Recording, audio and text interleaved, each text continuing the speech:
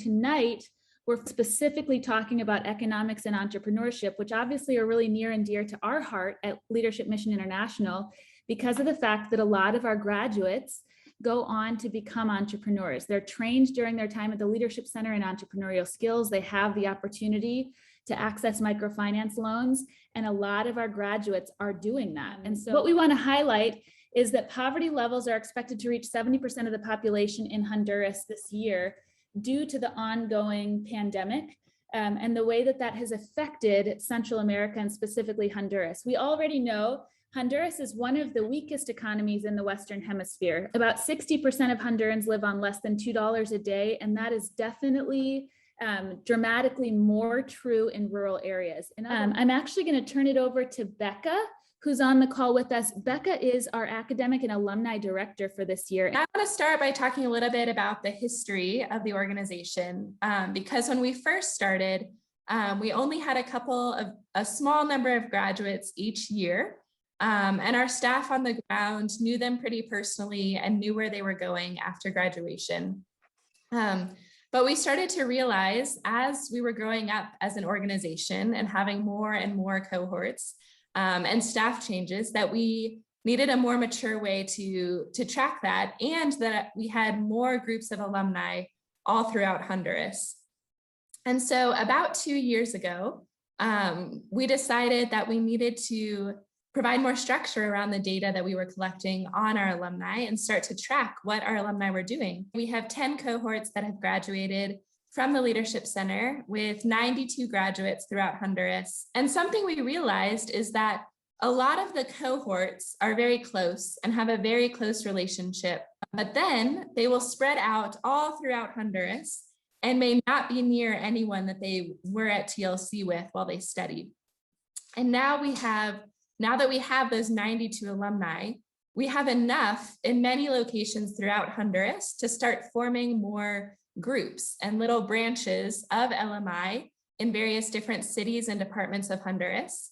And so part of my role this year has been to put into practice some of our dreams of connecting alumni with each other and forming strong groups. And you can see on the slide some of the recent alumni get-togethers that we've had. These meetings have been really powerful ways for graduates who maybe have been living in the same city, but were from cohort 1 and cohort 9 and never knew each other. If we go to the next slide, we can talk a little bit more about the specific pathways and the data that we've been able to collect now that we have almost 100 graduates. And our main focuses while our graduates are at TLC are English, business, community development, and leadership. And so when we started tracking our data a little bit more structured and sophisticatedly, we decided to focus on some of those areas. And we found, as you can see, that about 2/3 of our graduates are actively involved in community development. We've also noticed that some of our graduates have decided to pursue further education, 37% that have decided to pursue university. Just last month, we had someone graduate with a finance degree. And our focus of the call tonight about business and entrepreneurship, you'll see that about 32% of our graduates have started their own business. Those vary in the type. We have some that are doing English tutoring businesses and actually have other employees they're hiring, grocery store businesses, vegetable businesses. And our last statistic is that 65% are currently working a job. And some of our graduates are doing many of these things. Can you share a little bit more details about the kinds of businesses that our alumni start? Several of our graduates have done some sort of English business after graduating. A couple of them that's informally started up in their community. They sensed a need, or people came to them and asked if they would teach English. We do have one particular graduate that has started a very successful English tutoring business. She lives in Tecoa, which is a city on the north of Honduras. And she has rented out a space in the center of Tecoa where she has a classroom, and she has hired other people to work for her and do English tutoring for children and for adults. We also have some graduates that are involved, as Hannah mentioned, in agriculture businesses, whether that's selling vegetables. We also have a graduate who lives in a community very nearby here to TLC, who has a pig business where she either sells the pigs for meat or sells the pigs' babies to others in her community. What challenges specifically do our alumni face as they're starting their businesses or continuing to run them? One challenge is particularly if some of them want to be in their home communities. That might be a small community, or there might not be a lot of disposable income available in that community. And so they might have a great dream and a great idea, but live 2 hours away from a city where that would really be able to take off, or there would really be the disposable income that could support that business. Others that I've talked to have been impacted by COVID and by tourism changes in their area. Another common challenge is that we've had a couple graduates who have recognized needs in their communities and started really profitable businesses, but then soon after their business has started, a couple other people have started the same business and kind of adjusted the supply in their community. We're going to invite Jabeli to share a little bit with us. Jabeli is a graduate of ours from cohort 8, who's now working as a medical interpreter for a pretty sizable company. And she's also a full-time student in university studying business administration with a heart to really use entrepreneurship to create change in her community. So Jabeli, will you share with us a little bit about what is it that gave you a passion for business and for entrepreneurship? So as Hannah was saying, I'm right now working and studying, and I have this idea or passion to start at some point a business. And I think it just comes with this idea of wanting to do something different or wanting to actually kind of live a better life and help others to do the same. As Hannah was saying at the beginning, the economic situation here in Honduras is pretty hard. And when we normally go to high school, and then after high school, they tell you go to university, pretty much the idea is to have kind of a good job where you can get money for the day and then just see what is going to happen next day, and not really hoping to have many things in life. I was saying here in Honduras for women is not that easy, and being able to open that and say like, hey, if I can do it, you can also do it, and empower other people to feel like, oh, if she did this, I mean, that means that I can do something like that or even bigger than that, and I can dream bigger and do so many great things. So I think it is just the idea of feeling empowered to push myself to do something that I would probably think is so challenging. How is entrepreneurship different for women? Well, one of the things would be because people will see men as like, oh no, he's gonna make it. Like if he's going to fail, that doesn't matter. He can stand up and continue. That wouldn't be a problem.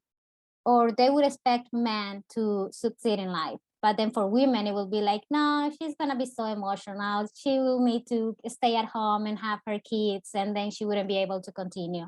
When it is like, no, that's not the case. All of us have the abilities. All of us can get the knowledge to do it, and all of us can succeed. Awesome. So, Jabeli, what is it specifically for you that has allowed you to be somebody who's like, no, I'm not going to believe the general cultural norms about women. I believe I can make a difference. I believe I can work super hard and go to university full time. And I know I can make it as an entrepreneur. Where do you think that came from for you, that confidence to overcome? say from my family, I have a really supportive family. My dad really believed in education, and he has always told me like, no, pursue your dream, go to university, get a degree, get a master's degree, a doctorate degree, and continue pursuing that, because that is what is going to help you in life. So they have been very supportive of me. So I have that belief that if I put my mind to it, I can make it happen. And then I think that's something that maybe just opened completely my mind and said like, yeah, this is possible, was when I was studying at TLC. Because first than that, I was just thinking about like, no, I'm just going to stay in my community, get a job so that I can have some money to live, and hopefully one day I can get a house, and that would be all. But then after going to TLC, it was like, no, there is actually more than that. There are more options than what people tell you that you are supposed to do for the rest of your life. And it is like, no, I can actually discover what I like to do and pursue that. What are some of the things that you hope to do business-wise? So one of them is a coffee shop, but not just like any coffee shop. For me, it would be like a place like coffee shop slash library where people could go there and read books and drink some coffee and feel calm. Like so here in Honduras, it is not too common to read. Like you are not normally going to find books at home or something like that. It would be like, oh, that's weird. So I think that there are just a lot of people here who, through their path, they discover that they actually like it. So just having a nice space where they can go and take a book and read it without paying for it and having a nice time there, that would be awesome. And also adding to that would be adding a concept of sign language, Honduran Sign Language. Well, like 2 years ago, I met a ministry here in Honduras and I just fall in love in that culture and the people and all that. So I actually, well, studied like for 5 months, just 1 hour a day sign language. And I am really basic at it. I haven't improved a lot. But the idea, I took that idea, especially from a coffee shop in San Pedro Sula, one of the main cities here in Honduras, where they hire deaf people to work at these coffee shops, and then they teach their customers like some basic sign language. So I think that it would be a really cool and empowering way to help this community that is so isolated and they don't get as much support as most of us here. The other idea that I was sharing with Hannah was having a beauty salon. Here in Honduras, there are a lot of beauty salons, but normally they are for straight hair. Here in Honduras, they tell you like, no, you have curly hair, come on, go to a beauty salon and straight it. That doesn't look good as it is naturally. So it was this idea of like, oh, maybe this will be a really cool concept for people, and also making them believe that their hair is beautiful and they are beautiful as they are. Becca, as we've just been starting these regional leadership groups through this year, you shared with us a couple of different photos of that collaborative work when they're all kind of meeting together. Will you share with us a little bit more about what those meetings look like? What is it that you guys are discussing? What's the setup? What should the audience know about those regional leadership groups? This year and the past 4 or so months is the first time that we have really put structure to these regional leadership groups. And so basically what I did was take all of our 92 alumni and divide them into 12 groups based on the departments that they live in. And first just started a WhatsApp group for that department and said, hey, look at the names on this list. These are the graduates that live within a couple hours of you. We've gotten together, and initially at our first meetings, part of the time is spent on just get to know you. And then we spend some time talking about what could this group be? What are your goals and your vision for what a support system of other graduates could look like in this area? Because the different departments may have different assets, different resources, different culture. A lot of the groups that I've met with have already planned second or third meetings. You know, as an entrepreneur myself, I've had many failures throughout my career, and I find that the best way to bounce ideas off of is to have mentors around me. Who do you go to when you have failures and you need mentorship to understand how to get out of a situation? That has happened. We've had several successful graduate businesses, but we've also had ones, that have not worked well, and that's normal with entrepreneurship. And so right now that role is kind of shared between Dan Moore is heavily involved in particularly the business mentorship for our graduates. When they're submitting proposals and presenting their ideas, Dan Moore is a board member who's also come to campus for many, many years and typically taught part, if not all, of a business class to our students. So he has relationships with our graduates. Yeah, thanks to all of you for being a part of this series with us.